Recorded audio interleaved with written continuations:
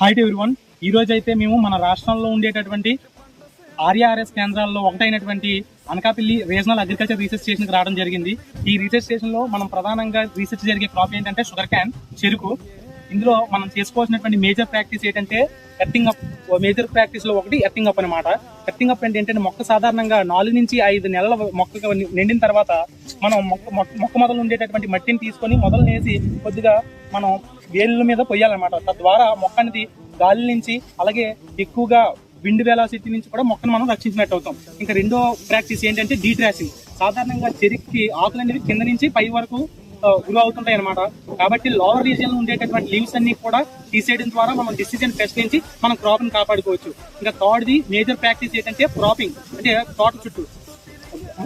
సాధారణంగా మనం ఇరిగేషన్ ఇచ్చేటప్పుడు ఫీల్డ్ పూర్తిగా నానడం చేత మొక్క అనేది లాడ్జింగ్ అయిపోయే అవకాశం ఉంది. అదేవిధంగా ఎక్కువగా విండ్ వెలాసిటీ ఉన్నప్పుడు కూడా మొక్క హైట్ గా ఉండడం వల్ల మొక్క నేలబారే అవకాశం ఉందన్నమాట.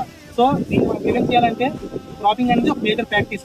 అలాగే షుగర్ క్యాన్ ఏ టైంలో హార్వెస్ట్ చేయాలంటే దీనికి ఒక ఇన్స్ట్రుమెంట్ రిఫ్రాక్టోమీటర్ అనే ఇన్స్ట్రుమెంట్ ద్వారా ఫిక్స్ వాల్యూ సుమారు 18 నుంచి 20% ఉన్నప్పుడైతే మనం షుగర్ క్యాన్ ని హార్వెస్టింగ్ చేయొచ్చు. Thank you.